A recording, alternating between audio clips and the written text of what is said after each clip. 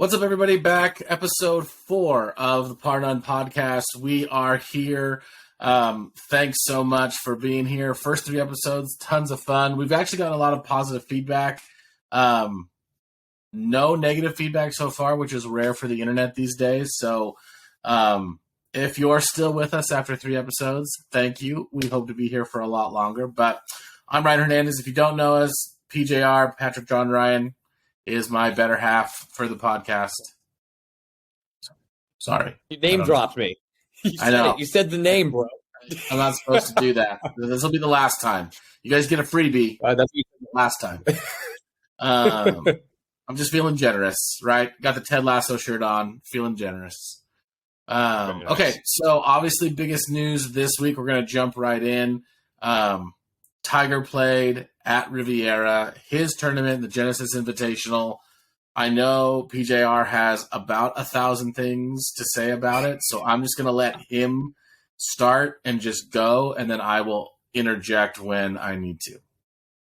So before we get into the controversy here, that it shouldn't even be a controversy, let's talk about how he played. Let's talk about the positive stuff first. Let's do it. I was very impressed with how he played. He seemed like he was walking pretty well. There's a couple times Sunday he looked a little slow, but he was bombing the driver, bombing the drivers. Irons look sharp. Short game is rusty, but that's like the first thing to go with age. If you look at any golfer that's kind of gotten up there in age, they lose their short game a little bit, so that's not out of the norm. I think some tournament rounds in, it's one thing to practice. I mean, I'm sure you know this. You can practice chipping and putting all day, but when you're on a golf course, you're not usually presented with the same chip shots and putts that you practiced all the time. So. Sure. Short game looked a little rusty, but the putting seemed to come around there near the end of the weekend. He made the cut barely, because the cut shifted, but hey, he still made it, which for me, that's the win.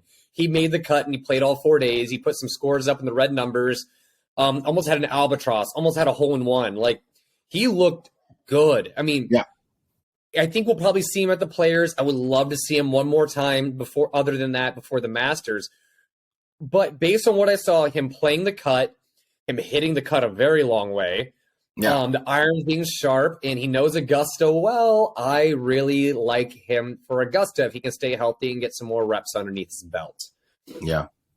No, I agree. I mean, I was impressed. I mean, we had heard some talks about the ball speed before this week. I think it was fun. It was just fun to see him play 4 rounds, and I didn't really think the limp, I know that gets talked about a lot.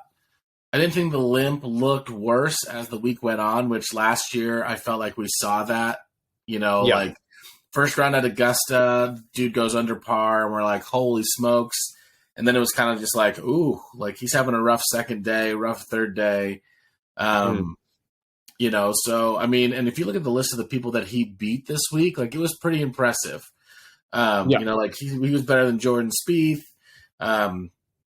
He was better than Matt Fitzpatrick. So you're talking about a guy who won the U.S. Open last year. So I think, he made the cut at 2 majors last year. And again, a lot of big names didn't. So I think all this talk about Tiger being washed up, it just doesn't make any sense to me because it's he's going out with a lot less game reps than everybody else, a lot less time, kind of at the highest level, and still able to rip off a cut made. I mean, the dude made money, not that he needs it, but he can obviously still compete at that level without even gaming. So I think we've kind of put, at least in my mind, we've put to bed the idea that Tiger can't compete anymore. And I know there's a little controversy about his answer at the press conference, whether he thought he was a ceremonial golfer. And I saw kind of golf Twitter and stuff blow up over. Some people thought his answer was he honestly meant what he said. I'm not a ceremonial golfer. I'm here to win golf tournaments.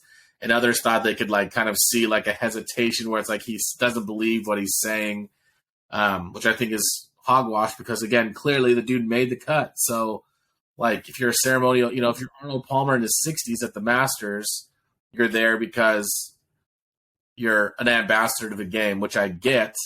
But that's clearly not where Tiger is. He's not 60 years old and frail.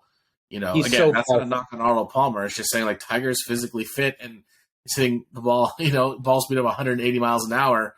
That's not what Arnold Palmer was doing in his ceremonial phase. So, It seemed like he was taking care of his back more than anything this week. There was a couple of times where he's putting like balm and stuff on his back. So it seemed like his back was more of an issue than the ankle. Yeah. I don't know how we want to take that information in, but the ankle seemed fine. The back seemed fine. It just seems like people in general are just so quick to tear him down. Yeah. I've never understood it, but you see this with a lot of people that are dominant in sports. Like they just wait for the smallest slip up. They wait for anything just to completely rip them apart. And I'm like, it is just unreal to me because like I've kind of said before in previous podcasts, in order to get to that level of greatness, in order to be that good, you cannot be, for lack of a better word, a normal human being, but you have to sacrifice things that most people aren't willing to sacrifice. So it amazes me that anybody has anything critical to say of him, these little keyboard warriors who can never break par, who can't even break 80, are so quick to go, oh, well, he's washed up. He can't do this. He can't do that. I'm like, dude, you can barely get off the tee box. Like, it's just, it's so annoying to me how people are so quick to go after him when he's done things that we thought were impossible. And he probably will again. I guarantee you, he'll pull off some shot in the future where we're like, how did you even do that? And then that's what he does. And to rip him apart is just, why? Like, what do you benefit? And I think, and this leads into my little rant I'm about to go on here.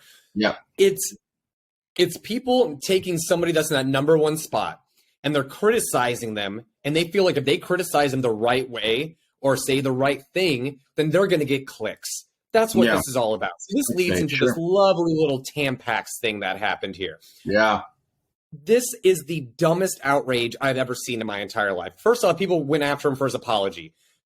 Okay, first off, he wasn't apologizing for what he did, and he doesn't have to apologize for what he did. All right, he's apologizing for, if you were offended, I am sorry. But it's not his fault if you were offended. It's not anyone's fault if you're offended. This is a joke between him and his buddy Justin Thomas. And to me, what's actually hysterical about the whole thing is that Tiger of old wouldn't even talk to you on a golf course. That was not even... He 100%. Was stone cold. The fact that he actually put in the thought to go, all right, I know I'm going to outdrive JT at least once in those first 2 days. So what I'm going to do is I'm going to put a tampon in my bag. And when that moment presents itself, I'm going to do it. The amount of thought he put into that was hysterical because that's not something Tiger would have ever done. And two, sorry, not sorry. Like, how sensitive are you that it's just, why are we turning this into some global issue right now? Like, with all the things happening in the world, Tiger handing Justin Thomas a tampon is all of a sudden front page news. You have Sports Illustrated going after him, USA Today, everybody that can possibly rip on him is because they want some clicks and they want some views and they want to be cool. They're like, oh, well, no, I'm against that. They make it sound like, well, if I'm against it, then I'm on a moral high horse here. I'm like, no, you're not. I'm sorry, you're weak. And don't call it juvenile either. Like, it's not juvenile. Have you ever been with a group of guys on a golf course? Seriously? Like, what do you think we're doing out there? We think we have our pinkies out and we're sipping tea the entire time? No, I'm not going to say we're pigs, but we're having a good time. This is where guys go to be guys. Like, apparently that's a crime these days. But it's just leave it alone. And also, at what age did you stop having fun? At what point in your life did you go, okay, well, those jokes are officially beneath me? That's not funny anymore. That's sexist. And this isn't sexist, by the way. He didn't attack women. He didn't do anything. And they're even bringing his daughter into this. Like, oh, imagine how his daughter feels. I'm like, get the hell out of here. Why are you stirring up so much trouble? Like, we just feed on this conflict. And it's such a little dumb thing. And I just want everyone to know this. Everyone that's been criticizing this, I want you to right now, at this very moment, all these golf trips guys go on and all they're doing, they're loading up their golf bag with tampons. And they're going to be roasting their buddies with them. So you can be as mad as you want. It's not going to change anything. It's still funny. If you're choosing to be offended and upset about this, you're choosing to be unhappy. And that's fine. You can make that choice. But do not come at anyone else because we found it funny or we thought it was in good fun or any of that stuff. I'm making the conscious effort to not take offense to every little thing and enjoy these little pleasantries that we get in the golf atmosphere, which for the PGA Tour is much needed right now with this whole competition with LIV. PGA Tour needs to show that it is fun and does things. Now, maybe giving a tampon to your buddy isn't the best way of doing it, but it's still funny. And it's funny because Tiger did it. But if somebody in the world like 95th, 150th in the world did this, you never would have heard about it. Nobody would be talking about it. The only reason why they're talking about it is because Tiger Woods did it, and it's going to get them clicks. If you look at any article on Twitter, USA Today, any blog, they roast him in these little paragraph and go, oh, click on my link to read my article on it. Huh, that's interesting. It's almost like you're using this situation to your own advantage. It's self-serving altruism is what it is, and it's outrageous. Let it go and let it die. You took something great and you ruined it. It was a great week for golf. You had Tiger Woods back. He made the cut. He played good golf. We had a great battle down the stretch, and everyone's talking about a tampon. Like, what? Seriously? Yeah. And these people don't even watch golf. Like, like they aren't even golfers. Like, yeah. Just so stupid. I get it. I think, for me, I think the thing that strikes me is that for both sides, like the people who are like, this is outrageous and sexist and women everywhere should be offended because, like they shouldn't be speaking to other women. Yeah. And then nobody really cares. Like this isn't a non-issue. We created an issue out of an issue, just like you said, I think to get clickbait or to just to find something. And then, but it's like, it's Monday or Tuesday and nobody cares. Like if you, like it's gone already. Like the people who are offended don't even really care. They don't really care. Because if they would care, it would be an issue still. And it's not. And I'm halfway surprised that like, I don't know if I know you did. I don't know how many of our listeners saw the actual like still shot, but it's like, it's amazing that the Tampax logo is like literally like so visible. Like it almost looks like a fake shot. Like I wouldn't be surprised if Tampax starts using that as an advertisement. Like I'm pretty sure Tampax responded back to it and thought it was like, they're like, oh, thanks Tiger Woods for the free publicity or something like that. I'm not positive on that. But the fact that they had to zoom in so close and get that exact picture at that exact moment it's not like he was handing them out to people. You know what I mean? Like it was so like he handed it to him so subtly, and just somebody happened to snap a picture of it. This joke wasn't meant for anyone other than him and JT, and now all of a sudden the whole world has to know like Tiger Woods is apparently a sexist, and it brings up all this stuff from his past. Like, get over yourselves. Like, you have nothing better to do than this. Like, we have balloons flying over the United States. We have earthquakes happening across the world. All kinds of crazy stuff is happening right now. Train derailments, chemicals. Yeah, and I'm so glad your social justice warrior and keyboard warriors are sitting here talking about tampons. Like, stop. Yeah. This is what's wrong with the world. I think the only thing, if I could find one thing, like to play devil's advocate, I guess a little bit, is just like Tiger obviously needs to know. If he doesn't, he needs to like we live in, it's 2023. Everybody has a camera and is going to film every moment that you're in public. If you're Tiger Woods, you're getting filmed or shot, or whatever. It's like, so if you don't want to be caught doing something like that, don't do it. Like, yeah, exactly. Like, don't do it. Like, unfortunately, you're Tiger Woods, and like, not unfortunately, it's not unfortunate that you're Tiger Woods. I don't mean it that way necessarily, but just like you're gonna get filmed doing a practical joke that comes off badly if you do it. Like, you can't slide a tampon to Justin Thomas discreetly and have a joke just between you guys in public. Like, it's just not, like you and I could do that and nobody would care. But like, you just can't do that in a pro tournament as Tiger Woods. You could have at any other hole because the entire crowd was following Tiger, even though he's 15 shots back. So like, Jon Rahm could have slid it to Max Homa and nobody would have saw it because the entire crowd was with Tiger. So that would have been epic if Rahm did it to Homa. And also, just to point out, Tiger doesn't care. The guy has more money than God. He has a legacy that will never be ruined, because the one thing about golf, it comes down to is how many majors, how many tournaments did you win? You're not going to ruin his legacy. You're not going to take his money away. And Tiger could go live a life of private, and I guarantee you he wouldn't care. I wouldn't be surprised even half tempted just to dip out and go, you know what? I'm done with all of you.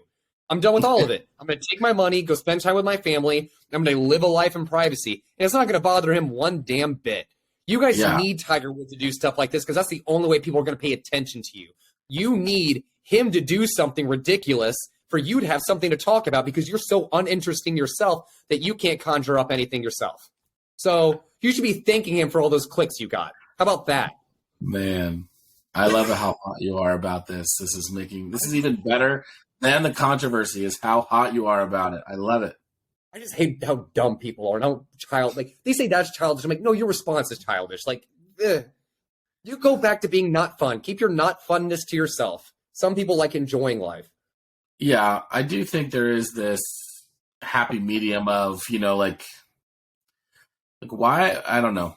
Again, I mean, I'm not looking to offend anybody, or I know we're a new podcast, so I'm not looking to lose listeners. But at the same point, like, I don't understand why we have to be so offended about everything. Like, it seems like we can find anything and everything to be offended by. And it honestly is just exhausting. Like, it's exhausting to keep up with all of the things that we're not supposed to do, or all the things that is just like that can offend somebody in some way, shape, or form. And it's just kind of like, I don't know. And I don't know if it's ignorance or, like, I know it's hard to say that when you're like, we glorify the victim mentality. If you're a victim of something, you look at everyone and everything that all the marginal. I mean, I'm not saying people aren't marginalized. I'm not going to say that. But if you look at it, it's cool to be a victim now. Your trauma is cool. That's what makes you unique and special. I'm like, that's not what it was supposed to be like. What's unique and special are the people that come out on the other side of it and do great things. Everybody experiences hardships and terrible things in their life, some worse than others, but why are you wearing that as a badge of honor? That's a different conversation. I'm going to piss somebody off if I keep going on about it, I'm sure. But like, it is what it is. Like, being a victim is cool now. That's like the new scene. It used to be emo kids. Now it's being a victim of something. That's you wear it on your sleeve and like, oh, you can't say these things to me because look, I went through something, so you can't say that in front of me. It's a word. If you are incapable of handling certain words around you, that's not my problem. That's not anyone's problem. You know what I mean? It's a word. They're vibrational sounds that come out of our mouth that we use to communicate. If that simple act of human nature upsets you, you have bigger issues in the word that is being said. I can't disagree with that. You guys thought this was just a golf podcast? Come on. No. We're getting deep here. Science, human nature, philosophy of man. But getting back to the golf, I guess. Hours. Rahm winning in such great fashion, especially because for numerous reasons here. I think as much as I am a Rory fan, I think he earned the number one in the world. I think Scotty did to an extent, but I think Rahm has been playing like the number one golfer in the world for the last few months, and he did not have that title. So I think of the three, of the most deserving of the three is definitely Rahm. And especially after Chambly made that comment, like, oh, he'll never be a dominant golfer till his iron play improves. Then, like, the closing stretch at freaking Riviera, he almost aces that par three. And I'm like, well, that was a pretty good showing there, man. He was clutch. Now, his driver was letting him down, but he was putting like a monster. He was finding that pull hook all week. So I felt bad for Homa, too. But Homa will win plenty. Yeah, no, I agree. I mean, I don't know how it's funny. I really like Brandel a lot, and I know Brandel could care less what I have to say about golf, but I think sometimes he makes these takes that I'm just like, why'd you say that? Yeah, why? Like, Rahm is clearly a dominant golfer, so I don't know where, I mean, his iron play may be weak compared to some of the better like ball strikers on tour, but like what? I don't know. I don't want to say what difference does that make because it's an important thing, obviously. But it's like he's getting the job done. Like the dude's won 5 of his last 9 tournaments, so I don't know why. Why even make that? Why even make that comparison again? Like it seems like you just want to disagree just to disagree or find something. Yeah. He seems to be a contrarian. He seems to kind of sometimes just be a contrarian just because. I don't know. Maybe it's part of his persona. You know what I mean? Like you need to say some controversial things. You can't agree with everything all the time. Yeah. And his last this is not a rip of Brandel Chambly apart. I like him. He seems like a good dude. So he's grown on. I just don't understand that. Some really ignorant stuff. I like him a lot more than Jimmy Miller. I could not stand him. I couldn't. I'm sorry. He to me was one of the most arrogant people, and I feel like he had like a handful of good showings in his life, but it's like when you ripped into like just JT's. What was it, like his 63 or 61 he shot at a U.S. Open one year? He's like, yeah, it's impressive, but the par was only 71, and I did it to win a tournament. I'm like, shut up, dude. Yeah. It's like when Bryson – I never defend Bryson because I think he's the ultimate doucher, but he was using a brush to clean one of his clubs, and then Jimmy Miller's like, oh, the only time you'll see that is at some like little 18-hole Muni course with the guys. And I'm like, you're roasting him for using a brush on his golf clubs? Like, do you have anything? That's the best you can come up with in that moment. He just said some ignorant stuff. I mean, he was a great golfer, don't get me wrong. Yeah. But I feel like he kind of reminded me of Greg Norman in the sense where they didn't accomplish as much as they should have accomplished, but they still walk around like, oh, but I was really good, just no one knew it. Like it shows up when you choke. You know what I mean? Like, you're obviously not as good. I mean, I'm sure when you're out playing with your buddies, you're great. But when it was time to step up, and nothing against Jimmy Miller. I like him more than I like Norman. Norman's just, well, I told you the joke. The reason why it's only 54 holes is because Norman could never hold it together after that. So yeah. And I hope he hears. No, I feel like Johnny Miller is one of those guys that's just like, oh yeah, I forgot he did that. Yeah, I'm glad when they announced his retirement, people were like, his last airing, I'm like, thank God. I love Faldo. I wish he wouldn't have left. I love Nick Faldo. Yeah, although I love Trevor Immelman. Love Trevor. Oh, I do too. Yeah, no, for sure. He's a good balance. I feel like he knows when to be snarky without being like a raging dick. You know what I mean? Yeah. The accent helps. Accent always helps. We need at least one person with an accent on there to soften the blows. In Rahm's last 24 rounds, his highest score is a 74. It's pretty wild. I think there's only 2 rounds in the 70s, right? Or 3? Yeah, 3. 71, 73, 74. And a sounds 70. Sounds a lot like my gin card. Yeah. Exactly. Those are my best rounds of my gin card. Sorry. I'm at 84. Yeah, my bad. He has a 62 in there. Like, it's just an unreal statistic. Right now, he is first in scoring average, first in greens regulation, first in scoring total, first in eagles, first in birdie average, combined 93 under in 20 rounds in 2023. Average drive is 316. 32.6% of his drives have gone over 320 yards and 10th in proximity to the hole from the fairway. That is dominant golf. If he wins a major or two this year, this is a Tiger-esque run. No doubt about it. You have not, because even when Scheffler went off, don't get me wrong, Scheffler put together some good tournaments. I don't think his numbers were this good. Rahm has been consistently great in every tournament. I want to know what his lowest placing has been. I think it's like a 5th. 8th. I think he's been top 10, top 5. Yeah. He's been top 10, top 5 in every tournament in 2023. That's ridiculous. Wild. And how can you say that's not dominant? How can you say that's not dominant? That didn't make any sense. Yeah. This is kind of I don't know if you saw, I think Rahm was the one who said this. Speaking of dominance, and we're tying the Tiger cloud together here. I think Rahm was like, hey, if Tiger only played 1999 and 2000, he would still have better career than almost every PGA Tour golfer who ever lived if he only played those 2 seasons. He had like 14 wins and 4 majors from 99 to 2000. That's when he had the Tiger. The entire career of Jordan Spieth, who we talk about as like one of the top players ever. Mm-hmm. That's wild to me. Tiger's numbers were just. Sometimes I think everybody needs to go down that rabbit hole a little bit because people like to go like, oh, well, you don't understand how great he was. And I got to watch it in real time. The things that he did, the numbers he was putting up is one thing when it was happening because you kind of think like, oh, is it going to happen again? Is somebody else going to come up? But like looking back, how you look at all these things that these golfers are doing now, in order for them to do what Tiger's done, they have to have their best season ever every year for the rest of their careers to even have a chance.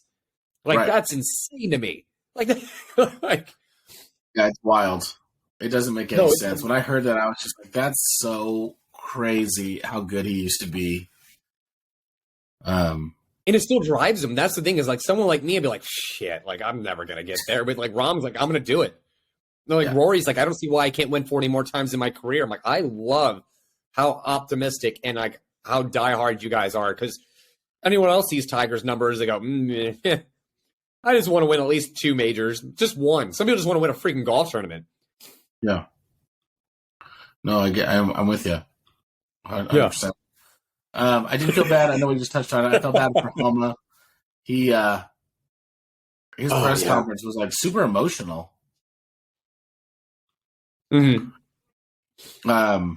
Sorry, I lost my train of thought there for a second. But I don't know if he's always just the joker. And so like I know this tournament means a ton to him. He's from LA or Southern California, and so He's won it before. Yeah, so he has won it before. It was just weird. It was odd to see him get so like emotional, but like I just have always liked Homa, but after watching that, I'm like, oh man, I like you a lot more. I can see that dude winning a major this year for sure. Oh, for sure. LA Country Club sets up great. I mean, that is. You're going to feel bad for him if he doesn't win. Let's put it that way, because I feel like everything's pointing to him winning it right now. Yeah, he's going to rattle off a couple. He's playing really good, consistent golf. He seems to have found that belief in himself, which he's talked about a few times, which I think is huge as a golfer. It's really easy to get discouraged and get down on yourself, but you kind of have, like Rory said, you have to be the eternal optimist. You always have to believe in yourself. He's finally come around to that, and I think he finally thinks he can hang with the big guys. And I think losing to Rahm may have, he wanted to win that battle, and rightfully so. I hope we get to see Homa and Rahm duel it out in the Ryder Cup on Sunday. That would be great. Yeah, I think we're going to see more Homa and Rahm. I think Scotty will be streaky. Love Scotty, but he seems to be a streaky golfer. Not a year-round dominant force. I could be wrong. He could totally prove me wrong. Last year was only the first year he's really gone off. So there's so much of his career he could easily dominate. Yeah, no questions asked about that. But Homa, to me, the way his trajectory seemed more natural and it took more time. And I feel like it's going to be more, he has maybe more to lean on than Scheffler does when the game gets bad or when things are slipping. You know what I mean? Yeah. So I really like Homa for the long run. I think he's going to win plenty of golf tournaments. He doesn't have a wild golf swing, nothing really glitchy, not a whole lot of motion. I don't see him really losing his golf swing, where someone like Spieth kind of had a quirky golf swing. So you're off by that little millimeter, you're off. You know what I mean? Look at Ricky. He has a strange golf swing. When he's off, he's off. Look at Scheffler. Strange golf swing. When it's off, it's off. The more moving parts you have, and I've always said this is one of my own personal beliefs in golf, the more moving parts you have in your golf swing, the more likely you are to lose your golf swing. Where Homa, I feel like he doesn't do anything too wild. He doesn't have any weird sudden moves or anything unorthodox, and I think he's going to have more of a golf swing to lean on than other people. Yeah. No, I think that's a great point. Yeah. Anyway, Rahm is so good because his swing is so small and compact. Yeah. There's not a whole lot of motion in it where it could get too off the rails. You know what I mean? So right. I think that's one of Rahm's benefits. I'm going to be 100% honest with you. He moves fast with that ball. He has that Spanish swing too. Look at him and look at Sergio. They have that same little bowed wrist, little action, Yeah, that's true. No, watch all Spanish golfers. They all look at Seve was kind of the same way too. They all have very similar swings. If you actually look at golf swings by country or by region, you can see a lot of similarities. But you got to think they probably have the same teachers, the same pros, and stuff like that. And they're saying similar ways of playing the game. It's really interesting when you watch these guys play how a lot of their swings. Like watch the European guys swing. It's its own thing. Like you watch a bunch of European golfers, you can tell that they're European golfers by their golf swing. It's just different. I mean, I know it's kind of crazy when you think about it. Yeah, that is funny. Now that you say that, I'm thinking of Sergio's swing and Rahm's swing and Seve's swing, and I'm like, wow, there is something there. Yep, all hands, a lot of hands, a lot of feel, a lot of touch, a lot of creativity. Yeah, it's just a different game they play. Yeah, right. Yeah, you're welcome. I just never thought about that. It's wild. Yep. Okay. No, 100%. I mean, if you look at people like Lee Westwood, Terrell Hatton, I had another guy in my head and I just lost him. Even Matthew Fitzpatrick kind of fits into that. Shane Lowry a little bit fits into that. Look at their golf swings. They all have Tommy Fleetwood. Look at all their golf swings. They're very similar mechanically. I mean, that's a handful of examples. Obviously, a lot of European golfers, but it's different. But they also have to hit different shots over there in Europe than they have to hit over here in the States. It's a different game. Right. You know what I mean? A lot of wind. A lot of times they're rolling the ball up there. They're not flying it 10 miles high and landing it next to the pin. They can't play that game. So their swing by default their game has to be a little bit different. They have to come in at different angles and do different things. Yeah, unless you're Rory, then you hit it high and. Rory can just do anything he wants with the golf ball, so that's different. Yeah. Yeah, I can't wait to see Rory win. I mean, he's been right there. I know he's playing good golf, but there's so much to talk about now. Scheffler and Rahm and these guys, and obviously now Tiger's back. So it was really fun to watch McIlroy play with Woods and Thomas. And I just really hope McIlroy rolls a couple off this year.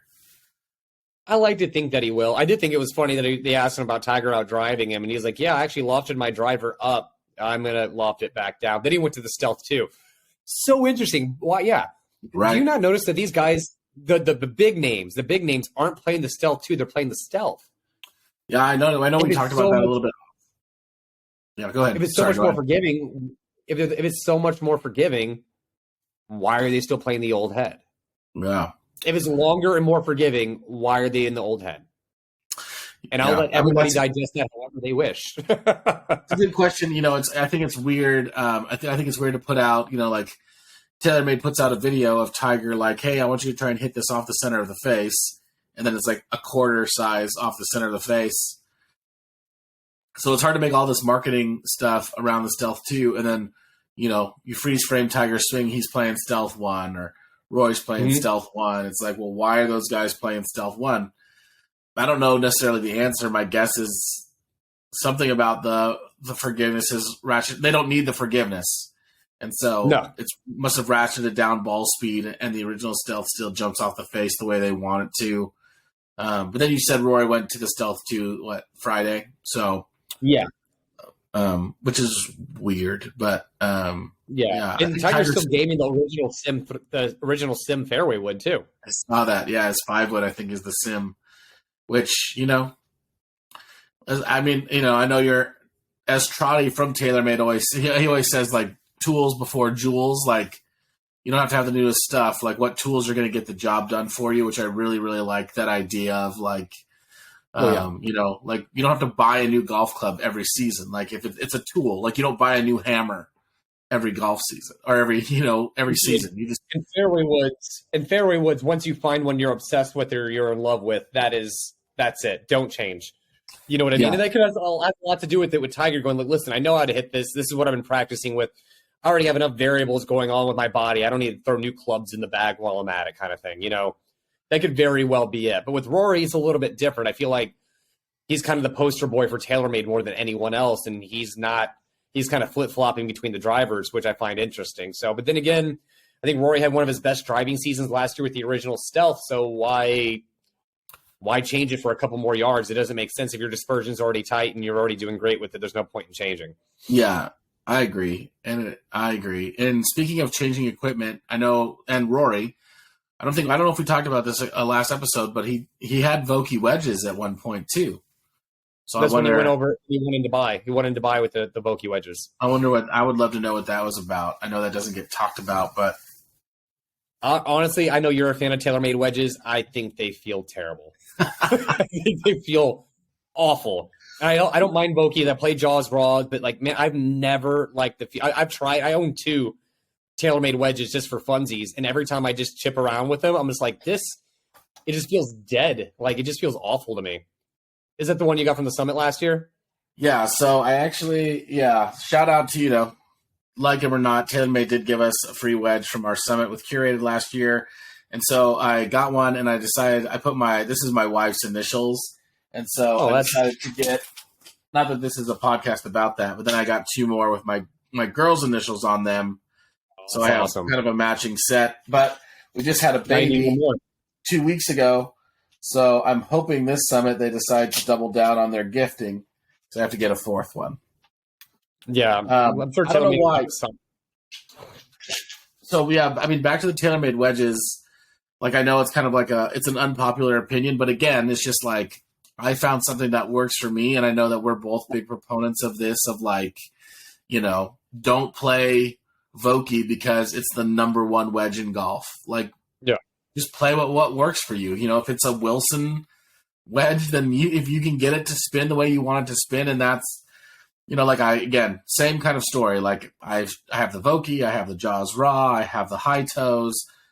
Try a bunch of different things, and for me, these just spin the right way when I'm playing like the TP5 ball, and these just right now seem to work for me. And that's not to say like. And that's not even to talk about me or versus you. It's just like, play what you like. And I think that's probably why Roy's over. He's just like, I just like these right now. They're just working for me. Some of my favorite wedges I've ever owned were actually the Cobra Trusty Rusties. Loved those wedges. They were amazing wedges. they were just too low bounds for me, and then it just didn't work for me after a while. And then I think I had an opportunity to get like brand new MD5s. I was like, hell yeah, sign me up. Callaway makes great wedges. Nobody ever talks about that. It frustrates the hell out of me. Vokey and Callaway, Vokey and the Jaws to me are the top two wedges. If you want to look at them just data point wise, are the top two wedges to play with right now. Yeah. Cleveland's pretty good. They're the everyman's wedge. To me, they're like the most nonsensical wedges out there. You know, if you just need a good 56 degree and you don't want to worry too much about the grinds and the bounce and the fine tuning of things, yeah, for like 120 to 150 bucks or whatever, you can get a really good wedge. And don't forget, everyone, that Roger Cleveland actually has been designing wedges for Callaway now for a very long time. Right. So when you think you're buying a Cleveland wedge, they've more or less have kind of been rehashing his design and just fine-tuning it through the years, where if you want the real Roger Cleveland wedges, you need to be playing Callaway wedges. Yeah. Just letting you know in case you didn't know that. It's a good point. And I don't think a lot of people do know that. I'm actually surprised that Cleveland keeps its name, but that's all legal stuff. There's a story there, and I don't remember what it was. I talked to somebody about it. I wish I remember now. Yeah. Back to, real quick, I think listeners would like this. We were talking about, and maybe you can touch on this a little bit, why is fairway woods, like 3-wood, so hard to like find and like get a good one in the bag? Because I know I've struggled with that, and I really regret getting rid of I had the original Callaway Rogue 3-wood. It was amazing. I don't know why I ever got rid of it. I just got caught up in the hype of like getting new clubs and, hey, you know, somebody gives you this, give you that. And it's just like cool to have it in the bag. Which I like my current 3-wood, but I'm just like, oh man, when you find I don't know what about a 3-wood makes it so hard to either like fit or just find a good one. So I think it has a lot to do with, one, people tinkering too much and they just want the newest and shiniest clubs out there. Yeah. But I think the reason why fairway woods and people need to stick with them for a very long time, though, is because fairway woods, in my opinion, are the hardest clubs to hit in your bag.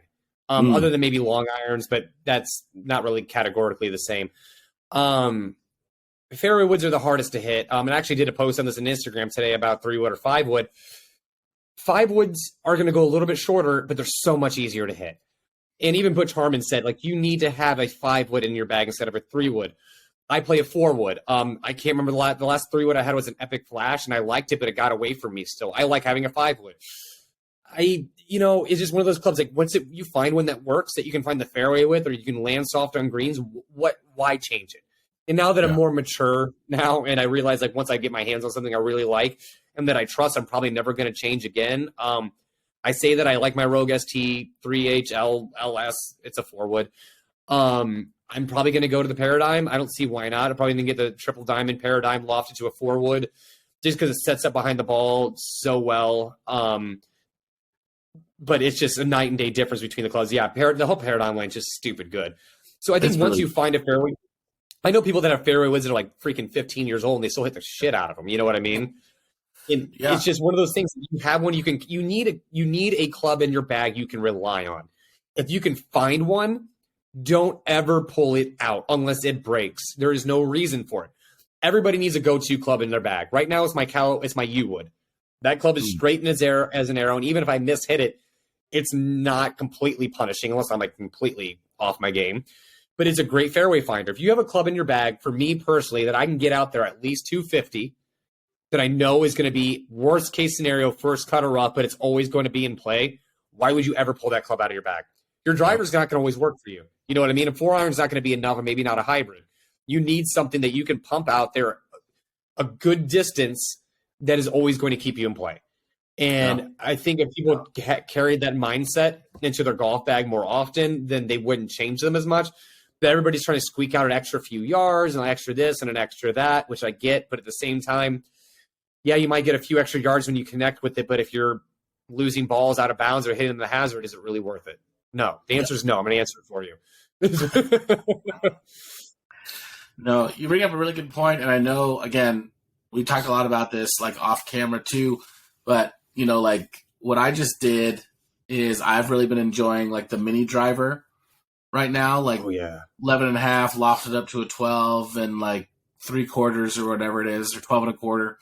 But I recently just went to, it kind of came with a driver shaft in it, And so it was kind of the same length as a driver, but smaller head, so I could control it a little bit better. And it was doing really well for a while, and I started to lose control on it. So I put a 3-wood length shaft in it, changed the game. Like it's a much better club for me now. And so I think that, that right now that's what's going to stay in my bag until it just like either completely craps out, or it breaks, because I just can't like afford not to have it in there. And that's something else that you just kind of hit the nail on the head there too, because that's actually something that I'm going to do when I get a 3-wood. It's something to do with the length of the club that I feel like is a little hard to control. The next 3-wood I get, I am going to get it cut down. I'm going to get it cut down to probably close to the length of a 5-wood. And I'm going to let the loft do its thing with it. You know what I mean? Because it's just easier to control. You need a club that you can keep in play. You give me a 4-wood that I can hit 260, 265, and it's going to be in play more times than not. The driver doesn't need to come out of most courses. It just doesn't. There's not, unless I'm competing again, there might be courses that set up a little long. But even then, I hit my irons and everything plenty long enough. For me, as long as I can get within 160 yards, I don't need to be hitting 50-yard chip shots. I mean, if I am, great. But if you get me to a 9-iron and in, it's minimal damage is going to be done on the golf course. You know what I mean? Like, I'm not going to really shit the bed that much. Yeah. I don't think enough people take that into consideration. Is just like almost every course you play, even nice courses, They're not long. What is a par 5? Like less than 400, or I'm sorry, what is a par 4? Less than 450 yards. So if you can hit something 250, 260, 270, you have less than 200 yards in. Like you're saying, most of the time in that 150, 160 range, because most of those par 4s are going to be around even less than 400 yards. So, but and I'm guilty of this too. Par 5 or par 4, I keep saying par 5. Par 4 is less than 400 yards, and you take out a driver. And, then you leave yourself an awkward distance. And so many people aren't playing to a yardage that, like what you're saying, it's like they can play to, like, I'd rather, 160, I know I can hit my 8-iron there. Or I know I can hit my 7-iron there, whatever the case is, instead of like, well, I'm going to hit it, and now I have 78 yards because I hit a good drive, but I don't really have a 78-yard club. So I either try to baby something that I usually hit 100 yards, or I try to smash something, I try to smash a 60-degree wedge, which I can't hit that far. And now I've got another shot I got to hit. Yeah, you need to play. That's one thing. People need to play to distances that they're comfortable with. And just being in play. The one thing that we talk about where we struggle is taking penalty strokes. And one thing that's helped me with that is like, okay, this hole is 420 yards. That means I need to hit like a 270-yard shot, 260, 270-yard shot. I don't need to hit driver. I can pull out the U-wood. I might be 175 out. Maybe 180, but that U-wood isn't having the middle of the fairway. Yeah. If I miss the green, the worst score I'm probably going to take is a bogey. Right. Or I can pull out the driver. I could rip it down there and have a flip wedge, and I'm great with my wedges. I'm a very good field player. Or I could be in the rough underneath a tree, in a bunker, out of bounds. Like, there's all these other terrible things that can happen on a golf course. Why put yourself in that situation? You know what I mean? Right. You have to look at the worst case scenario. Worst case scenario from being in the middle of the fairway is bogey most of the time, at least for me personally. Right. Don't get me wrong. Like, I can completely screw that up and take a triple as good as anybody else can. Sure. But more times than not. Driver in my hand, well, yeah, birdie and par is still a score, but now all of a sudden triple bogey, the percentage chance of me getting a triple bogey just went up a lot. Right. I don't want the triple bogey. So, and it does take a lot of discipline because who doesn't like hitting the driver? You see every guy you play golf with, they pull up to a hole. They don't even look at the scorecard. They just pull out the driver immediately. Right. Every single time. You know what I mean? There's a lot of power in having a 220 to 250-yard shot in your bag that goes straight every time. Yeah. What are your thoughts? I know a lot of pros have gone this way, and I actually have one, although I've never played it because I don't have the right shaft in it yet. But I know a lot of people are going to a 7-wood. I love the 7-wood. I hit them way too high. Yeah. I feel like for some courses, yes. My problem is I already hit everything really high. Yeah, when I hit a 7-wood, it goes really high. And it's like you're like watching it in the air waiting for it to come down kind of thing. Right. They're fun. I love 7-woods, and I enjoy hitting them. I've just never I've never had a good place for it in my bag. Let's put it that way. I would, especially because I hit my long irons well. I hit my long irons high. I feel like I can do more with a long iron than I can a 7-wood.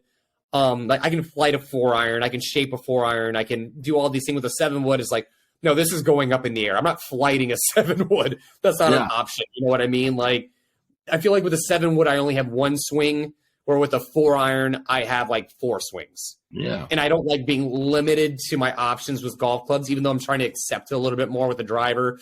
Pick one shot and hit it the same way every time. But I grew up shaping the ball and flighting the ball. So I look at a golf shot and I see 3 or 4 shots, not just one. I need to probably get in the habit of just playing that one shot. But I love 7-woods. I think they're great. I think for beginner golfers or high handicap golfers is a fantastic option. It's easier than hitting a long iron. It's easier to hit than any other fairway wood. Probably easier to hit than a hybrid. Get a 7-wood. It's going to do wonders for you. I mean, hell, get a 9-wood. My grandpa had a 7 and a 9-wood. They were so much fun to hit. Now, I couldn't do it. Now, unless I got the right shaft in it, but at the same time, though, okay, give me a 7-wood that's meant to go high and land soft, and then put a heavy, stout shaft in it to drop the spin rate down. No, that was 7-wood's going as far as a 5-wood. And it's not going as high. No, it's no longer a 7-wood for me. You know what I mean? Yeah. But shorter, so you may be able to control it more. Yeah, I was going to say, on the flip side of it, though, it could be easier to hit than the 5-wood. If I could get a 7-wood to go the distance of a 5-wood and get the control in, then, yeah, I think there's a good point. I could do that. But that's going to take so much trial and error in a fitting process that I'm probably too lazy to go through. I'm not going to learn how to play the club. I'm too old for that shit. Do you take clubs out of your bag or put different clubs in your bag depending on the course? Like, do you have enough like wherewithal to do that before you go to a course, or do you only do that like if it's like if you're just gonna go, like hit and giggle, you don't care, or are you gonna like no matter what round of golf I play, I'm gonna take things in and out? So when I go to this is humble brag, whenever I go to Ireland and Scotland, I always take out well, if I have room in my bag, I always have room in my bag for one more club. I only play 13 clubs. I have to force a 14th club in there. I will put like a driving iron in or a driving hybrid, something that's just a low burner, something that cheats the wind, and those fairways out there are firm as hell. So I want something that I can play out there. And I'll also probably throw some low bounce wedges in my bag as well. Ground out there is really, really hard, and you play a high bounce wedge out there. For me, it just like I'm bouncing the club off the ground because it doesn't dig out there like it does here. It's not soft. It will hit the ground, it'll bounce, and I will blade the shit out of some wedges. Yeah. So I'll go into a lower bounce option if I have them on hand. But usually it's more or less just putting something that I can control low. And that just runs for days because you can hit 300-yard shots with a driving iron out there if you have the right setup. Just because it runs for freaking days. You catch the right slope. Caddies out there are great. They're like, hey, hit this at that right hill. If it catches a slope there, it's going to run like 60, 70 yards. It's stupid. Yeah. But around here, not so much. Yeah. Yeah. Why do you? I don't know. I've always been a player who's just kind of like, well, this is my bag, so I'm just going to go hit it. I mean, forever, you just have like one set of clubs. So, like, you don't have that luxury. I know, like, now that we're in the golf business, we kind of have the luxury a little bit of being like, I'm going to switch out my wedges, which, like, makes us sound kind of, like, arrogant of, like, look at all these golf clubs I have, which is not the case. But I was just curious because you don't, like, a lot of times when I'll go play tournaments, I rarely even think about, like, well, maybe I should take, do I need to make any changes? I'm just like, well, let's just dance with the one that brought you. So I was just always interested in that question. So, yeah, for me, it just the advantage of being a high ball hitter, and I know everybody always says, like, I know lower shots are easier to control, and I completely get that, but that's just not how I play my game because I believe when you can hit high shots and you can shape them, it opens up the entire golf course. And that's the reason why I learned to play golf that way. I like shaping balls, I like shaping it or shaping shots, and I like hitting it high because that means I don't have to swap things in and out of my bag. That means my 4-iron is good on a long par 4 that I needed it uphill, and it's just as good as it is on a downhill one. No. I like just being able to play with the clubs that I play with all the time. That being said, though, if I go somewhere across the world that's completely different, I will look into how they play golf and I'll make some adjustments. I'll take out a fairway wood and throw in a driving iron or something like that, or grab some low bounce wedges, or I might change my setup, might loft down my driver a little bit more. I do have a couple of shafts that I have laying around. Maybe I'll throw in a heavier shaft. It's little tinkers here and there. It's nothing huge. But if I have it on hand, then yeah, I will change some things around for sure. Fair enough. Yeah. Nice. All right. We're almost at an hour. I know people get antsy after an hour, but I did want to touch on Full Swing from Netflix. Came out last week. This is our first podcast episode since it came out. I mean, like, I have several thoughts. I'd love to get your thoughts on it well. I know you haven't finished it. It's my bad. I had sickness going through my house, all kinds of weird stuff. So I haven't watched the last 2 episodes. What I've taken from it thus far is I already like Joel Dahmen. I love him even more now. Yeah, he's the man. And the Matthew Fitzpatrick episode was great to me because the amount of people saying hateful shit to him when he's trying to win the U.S. Open. What the? I could not believe it. I would have knocked someone out. Like, how, again, this goes back to what we were talking about earlier.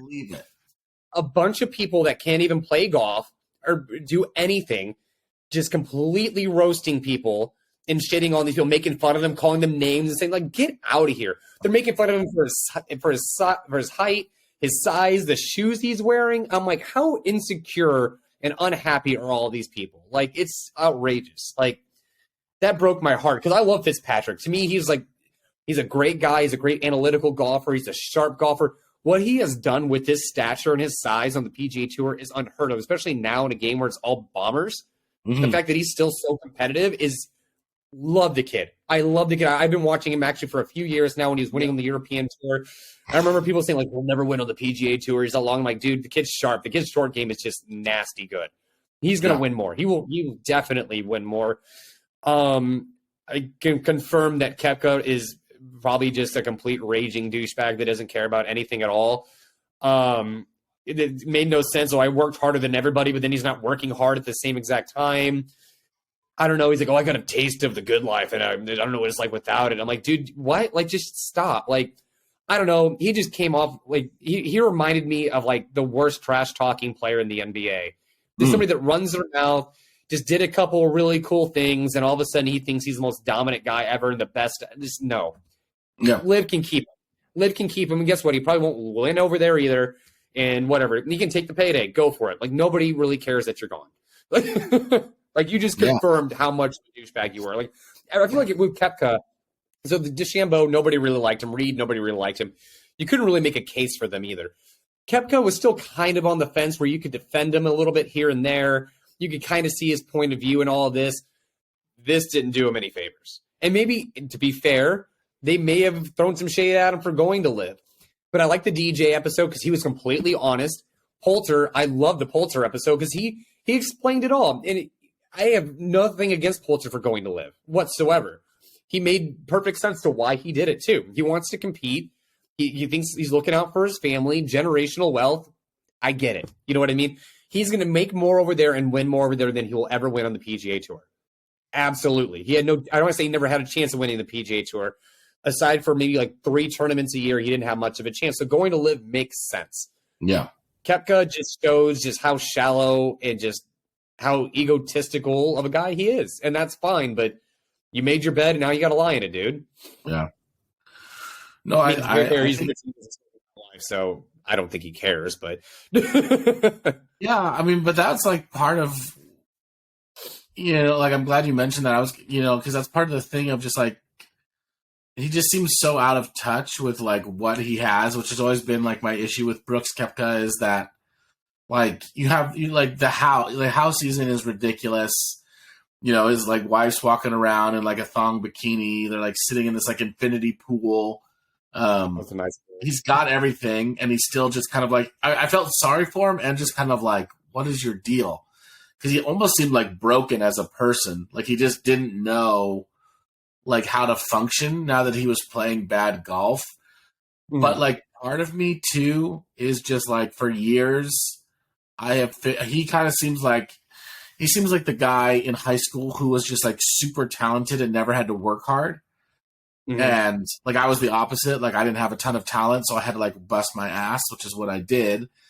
And those guys always frustrated me because it's like if I had an ounce of your talent with my work ethic, like I'd be a superstar. And he was, but I'm just saying like it just kind of seemed like his natural talent finally kind of like caught up to him, and he's like, well, I don't know what to do now.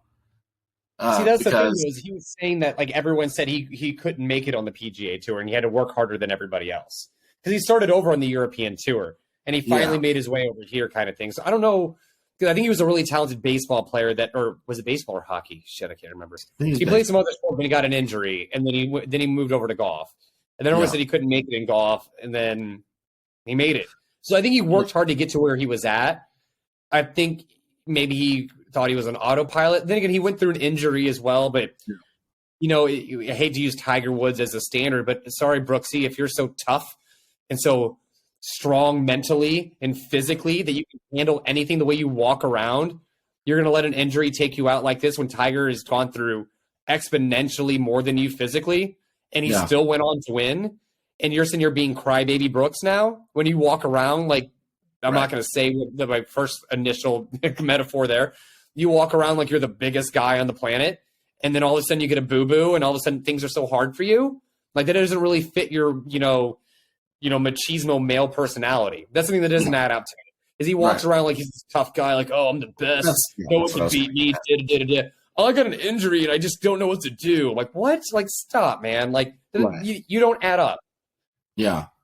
So I thought that was, that part was just kind of just like, whatever. What I thought, meh. I thought so many of it was good. Like I love the Jordan Spieth, Justin Thomas, like besties going against each other. I thought that part was great. I loved, I love the Scotty Scheffler part. I thought, just kind of like confirms just like how good and humble of a guy he is. Like he's just out there. Like I get to play golf for a living, and I'm just like full of joy because of that. And I realize like I could be, realize how lucky I am. I could be serving burgers and stuff like that. So I love that. I thought the sequencing of the show was really weird, and it was kind of hard. I mean, I've already seen, we have already watched all that in real time, but I think, and I don't know what Netflix's idea was. I haven't seen Drive to Survive, the F1 that this is kind of modeled after. But I think if you're like not a golf fan, it would be very, very hard to kind of like follow what's happening, because it's like, oh, I'm at the PGA, now I'm at the Masters, now I'm at the British Open, now I'm back to this and that. And even for me, I was like, wait, why didn't we already cover this part of the season? So it's just, I did like that it was like focusing on more on the players. I think they were focused more on the players than like the having it like chronologically accurate. I did like how they put Scheffler and Koepka in the same episode. Could really just polarized each other so well, and it just made Koepka look. Honestly, I think that probably made Koepka look a little bit worse in this episode, because you have Scheffler over here just living a great life, and he's like he's reading his Bible and he's winning majors and he's doing all this, and you have Koepka over here just throwing a crybaby party like LeBron James, and we're just like, well, okay, like. I like the Finau episode. I mean, I always liked Finau, but like learning more about him, like it made you emotional. The things that he went through with his mom. Like that episode, like had me, like literally had me in tears. Like I'm not even joking. And him being like Samoan and like trying to balance the family, and people criticizing him, like, "Oh, you can't have balance." I'm like, dude, human beings, and why do we try to ruin people's lives? I don't understand that. Yeah. Like this guy's doing something, he's doing whatever he wants. He's happy. He's finding balance. Or like some guy coming in, you're going, that doesn't work. He's happy. He's making it work. He's trying to find a way. Because it didn't work for you doesn't mean it won't work for him. I'm just tired of people projecting their own limitations onto other people. I'm sorry you can't accomplish it. That doesn't mean it can't be accomplished, all right? And you're so fragile in your ego that you would much rather no one ever accomplish it, because then it makes you feel good about the fact that you never did. Yeah. So, yeah. Well, and again, it's a kind of along the same lines of the Tiger argument, like, he was talking about like, well, I wanted to be there for my wife because she had a deep loss, and I just thought that was more important, which I really, really respect. But he also didn't have a bad season. Like I did at the tail end of 21, didn't he win one of the playoff events? And then last year he wins back-to-back events. So I'm like, why? How is that a bad year? Like most guys never win on the tour ever. Because when you watch him play well, you wonder how he's not winning more. And he's one of those golfers that I feel like he has the talent and the ability to just string together tournaments. He hits the ball a long way. He doesn't putt very bad. He has very good hands around the green. He's a sharp golfer. He checks every single box. Statistically, he's not really miserable anywhere. So you wonder, why isn't he winning more? And that's absolutely, I see that perspective. He had a great season. He's had a great career so far, and I think he's going to have an amazing career. I think it has a lot to do with the fact that the amount of talent he has. It's like when people go after Rory, like, why isn't Rory winning more? I'm like, well, it's freaking hard to win on the PGA Tour. Like, it's not like it was when Tiger was just mopping the floor with everybody. You know what I mean? Like, these are all Tiger babies competing against each other. I think it's just the level of talent he has.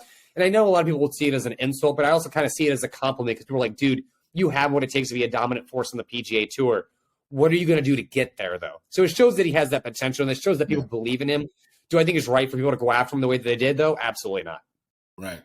Is it just so? Where do you draw that line? Like, where do you draw the line?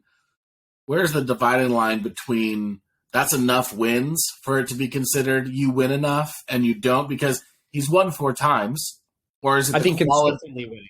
I think consistently winning. Okay. Well, okay, so everybody will argue it's the majors. You need to win majors. That's what everyone cares about. For me, it's like what made DJ so great for so long is he's won every single year on tour. You can't argue that he's a great golfer. He's going to go down as one of the greatest golfers ever because he showed up and he won at least once a year. You know what I mean? So I think it comes down to like what kind of consistency can you have? How often are you winning? Doesn't mean you have to rattle off 3, 4, 5 wins. I don't think anybody expects that either. It's a really hard thing to do. There's only a handful of golfers on the planet that can do that and do it, I guess, quote unquote, regularly. I think it's just winning consistently on tour. Like, last year I had 1 win. Next year you have 2 wins. Next year you have, 1 or 2 wins. Like that shows you like, hey, you're always in the mix. You're eventually you're gonna win one of them. You're gonna win one of them. But when you get so close to the top to win and then you never win, that's when you start having that conversation a little bit. I think it has a lot to do with the consistency and how often you are winning on tour. How many years can you go and have a win on your record or a win on your year, whatever, portfolio? Yeah, fair enough. I just always wondered like what separates that line, and at least that's my opinion. I could be wrong. No, I think that's a great opinion. I mean, I don't think there's necessarily a right or a wrong answer. It's more just like a esoteric question of like how does I don't know. Everybody's probably going to have a different answer. Do you know what I mean? Like there is no line, which means that everybody's going to have a different line because there really is no like. I know there really is no answer, and at the same time, like you're saying, like it's so hard to win on the PGA Tour, and Tiger ruined it for everybody with just how dominant he was because like made it look so easy. Like, Tony Finau's won on tour 4 times, including a playoff event win. Yeah. So it's like 99% of the guys would kill for that career right there. But yet we, as in the golf community, not we, as in the two of us, are like continue to kind of like, well, he's just not where he needs to be. It's like, well, I mean, I'll take 4 wins on the PGA Tour and call it good. Like, yeah, so I just think that's fun. But I get it. I mean, I know he's super talented, and he's been there. He's finished second a ton of times, so it's just a matter of time. It's kind of like, look at Ricky. Same thing with Ricky. You know what I mean? We all know he's a great golfer, but he's never lived up to that potential. Yeah. And that's the difference between being a good and a great golfer. Can you come out here consistently, compete, and win on tour? No. You know what I mean? I think that's where that line really is drawn. Right. At least for me, that's how I look at it. I think that's fair. I just all right, the Honda this week. Say that last part again. We had the Honda this week. It's a very weak field, but we just had a great week last week. But it doesn't mean we're not going to talk about it at least a little bit. I mean, we have to. We have to a little bit. My pick, I got to say, this course sets up great for Shane Lowry for numerous reasons. It is a weaker field. I think Lowry is one of the most overlooked golfers on tour, and it annoys the hell out of me. Also, it's a great opportunity for him to start Ryder Cup points. He needs it. So he's going there for something other than the Honda. You know what I mean? He's going there because there's Ryder Cup points. I don't know if you notice in Ryder Cup years, these guys like to step up. These are these guys' best years. These are the years that they played their best golf. It is a windy course. You got to be sharp with your irons, and that checks every single box for Shane Lowry. He's great around the greens. He's great out of the sand. There's a lot of sand traps out there. I like this course for Lowry a whole lot. I mean, we have a couple decent golfers out. I mean, okay, they're all great golfers. That sounded really patient. I understand. Dylan Fratelli, you got Sunjay M out there, and Sunjay M has been heating up. He's been a little bit of a heater lately. He's been putting together some good rounds. Fratelli, I just like Fratelli. I just like the guy. Fair enough. But I really think this sets up well for Lardy. And I'm not going to, no pressure on the guy, but this one is kind of, I wouldn't say being handed to him, but he could easily go out there and make this happen. I am mad that Keith Mitchell is not playing, considering he's won here before. Yeah. He's put together a hell of a year so far. He could have got a win this week the way that he's been playing. I understand why he probably needs a week off because he's been in contention like 2 or 3 weeks in a row. You probably need a break. But I see a win in Keith Mitchell's future. Actually, I'm already kind of eyeing him for the players a little bit. I think he's going to be a good sleeper pick for the players. You got to think Sawgrass and Honda, both in Florida, both windy, both have the water. The course doesn't – I mean, his putting was the one thing that held him back for those few years, so he kind of had that off-the-wall win, and they kind of fell off, and everyone knows because he was a long ball hitter, but he lacked the short game. Well, short game has come a very, very, very long way in the last couple of years. He's a good sleeper pick for Sawgrass right now. The way he's been hitting the ball, I mean, his irons have been sharp. He's hitting the ball a long way. He's putting better. If he can put together a couple good putting days, he's going to be right there. Fair enough. Who's your sleeper pick for the Honda?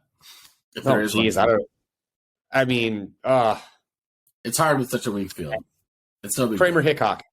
Ooh, nice. Kramer Hickok. He's been playing some good golf. He had to play with Tiger. I was going to say he finished with a Yeah, I got the little. I like Kramer Hickok. I mean, he's definitely worthy of it for sure. So fair enough. We are not worthy. So I think for me, I think it's going to be an elder statesman this week. I really like Matt Kuchar. He's been trending in the right direction. He's been playing some golf. That is a good one. Yeah. I like that pick. So I like Kuchar. I also really like Webb Simpson because he played really well at Farmers as well.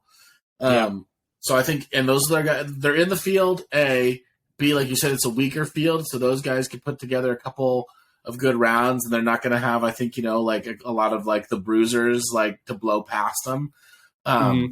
So I really like that, but I think Kuchar may be able to pull it out. I think he still has it in the tank to win. I feel so bad for him. He's falling off since that whole caddy debacle thing. That was quite the debacle.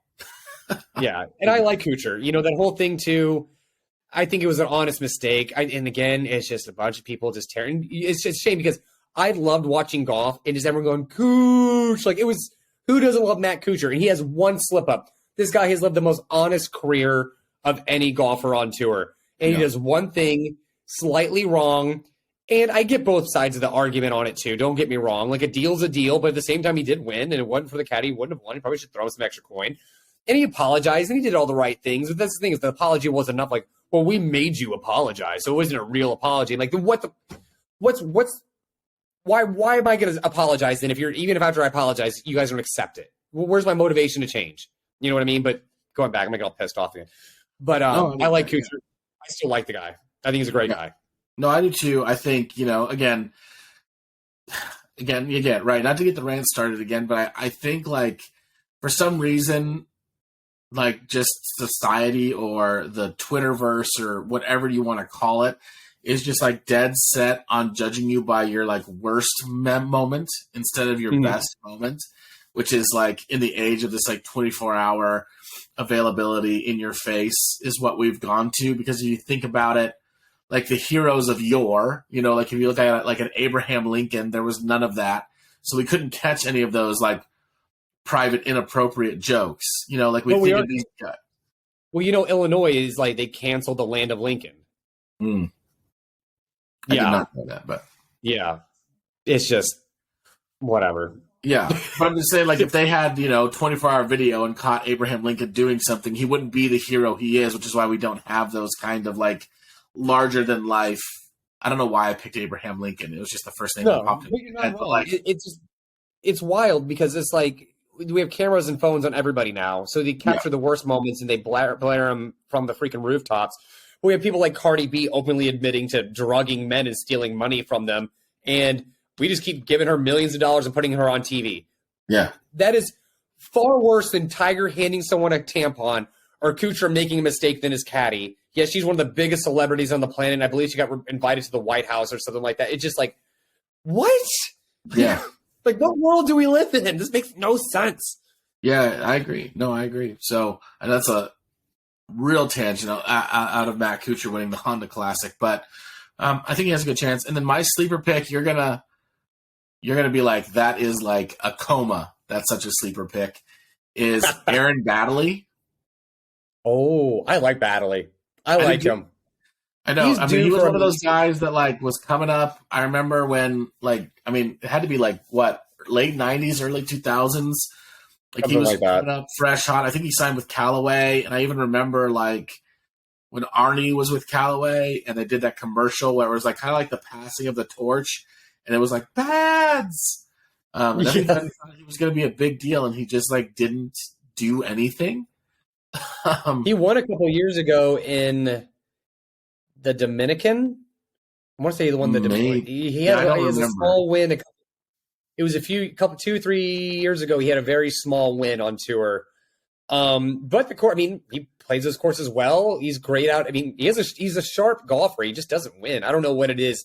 It could have been all the pressure they put on him too. This happens to a lot of golfers. And I mean, and he's won 4 times. So again, like, we're talking about that. He's won, he won. I'm just looking it up. He won the Verizon Heritage, the FBR Open, Northern Trust, and the Barbasol, which again are not like massive things, but and he lost in a playoff in the Sony Open to Ernie Els. So he's been around. But lately, the reason I'm picking him as a sleeper pick is because he has made 5 of the last 6 cuts and was a T7th, I think, at like the Sony or something. Ooh. Okay. So I mean, like he's putting together some rounds. So I just think I think it'd be awesome for him. He missed the cut at the Farmers Insurance, but I think every other tournament he's played in, he has made the cut, and he did have a tie for 7th at the Sony Open. And so why not Bads' time to kind of break through? That'd be awesome. I also really like Christian. I hope you're right. I like your picks. Thanks. Oh yeah, I love him. Yeah, no. Me too. I like your picks better than mine. Mine are more mainstream. Yours are hardcore sleepers. Like you used to like. Well, I was just kind of like I've picked some I kind of cheated on the Phoenix Open and kind of picked I went like, can I call Scotty Scheffler my sleeper pick, and then he won, but that was kind of like cheating because he's already like 3 in the world, but he just hadn't won in a while. So I figured this week I owed it to everybody to kind of actually pick a real sleeper, and I think Bads is a real sleeper. So. I like that. We have the pick, the sleeper, and then the coma pick. The coma. Yeah, just like that. I don't know if you can wake up from that pick, but we'll see if he can get it. All right, awesome. Great talk tonight. This was fun. It always flies by. I feel like the first 15 minutes, I'm like, God, are we going to be able to talk this long? And then it's like, oh, no, it's been an hour and 15 minutes. Yeah, well, by the way, go ahead. I'm not attacking just because we live in this society now that I actually have to say this and it kind of upsets me. I'm not attacking anyone. If you call the jokes juvenile or any of that stuff, I don't dislike you. It doesn't mean I have an issue with you. Yeah. Just maybe the way you think about some things. That I'm not here to be canceled. I'm not here to just don't start taking all of this personally and just stop. This is just my opinion on something. How I was raised, how I see the world, and you can see the world however you want to see the world. If it works for you, then that is great, and I wish you the best. But don't come at me because I disagree with your sense of humor. Yeah, I just cannot stand to kind of wrap this whole thing up. It really, really bothers me that people are no longer allowed to have their own opinions about things. Like, I'm not allowed to think differently about a situation or a group or a movement than like what is popular or what is like, I hate the word woke. I hate that word, but I'm going to use it just because I can't think of a better word.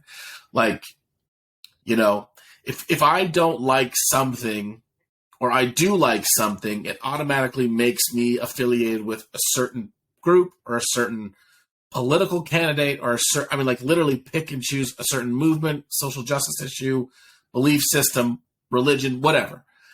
It's like, just because I'm not for that person or I am for that person or I like this policy or I like this joke or I like this idea doesn't mean that I fully support, like, because I think Tiger Woods giving a tampon to Justin Thomas, that does not make you a sexist person. That doesn't make you somebody who devalues women. It doesn't make you anything of those things. Like, I respect women more than I respect men at this point in my life, to be honest. Well, yeah, right. I totally agree. And I'm just using that as an example. And you could pick 1,000 examples, but I just I cannot stand that you personally couldn't have your own opinion, or just us in general. Like, we're allowed to disagree with each other, and we're allowed to change our opinions. We're allowed to grow, and we're allowed to do other things. Now, I mean, again, I think there is people have horrible opinions, and I don't necessarily think either that you should just be allowed to spout up. If I just want to have a horribly racist, sexist opinion, that's not somebody I want to listen to. But at the same time, I'm just not going to listen to you. I'm going to shut you off, but I'm not going to take to the Twitterverse and be like, man, I don't know. Maybe I would. I don't even know. Tiger Woods now, but I just can't stand. If you have a problem with Tiger Woods, then turn off the TV. Don't watch it obsessively so you can just yell about it later. That is a terrible waste of energy and time. And it's stupid, to be completely honest with you. Yeah. So, just full disclaimer, we're not these terrible, sexist, chauvinistic monsters. You know what I mean? It's just our opinion on one thing. So for the love of God, do not come at us on this, because I'm not, one, I won't back down, but two, we're just human beings with an opinion, all right? Since I think the tampon thing is funny, it doesn't mean I'm a sexist. Right. Doesn't mean I'm juvenile either. I'm immature. Right. If it was anybody else, it wouldn't have been as funny. It's the fact that Tiger did it. I mean, it's so funny. Yeah. It's like your sexist things happening in this world. There's actually real challenges for women or different people groups that it's there are real things going on. There's real discrimination and prejudice and, marginalization happening. So let's actually focus on that if that's the issue. Mm-hmm.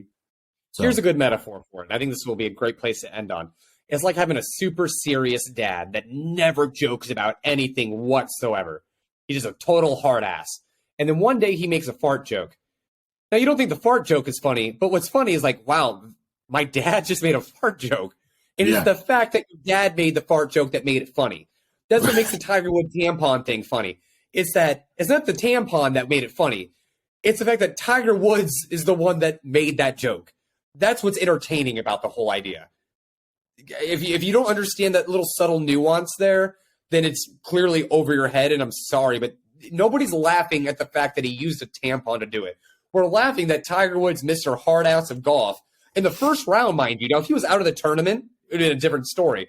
In the very first round, when he's playing good golf, did this.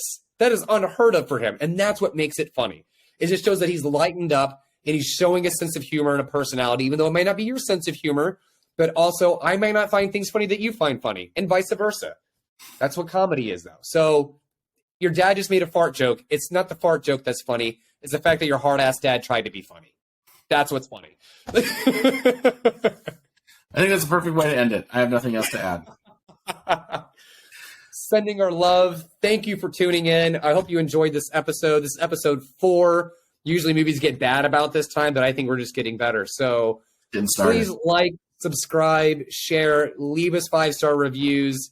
We don't have to leave us a 5-star review, but that's what helps us get seen, get noticed. Yeah. We're in this for the long haul anyway, so we're going to get there eventually one way or another. So it'd be really helpful if you guys just help get us there faster. Yeah. Most podcasts don't last 7 episodes. We will get there. So sorry 100%. To all of you who don't want us to. Yeah, if you don't want us there, then that's your problem. Might just be our parents listening and our wives, but we're getting there. We'll get there. We might get our grandparents to watch at some point. See you guys next week. Take care. We love you. Peace.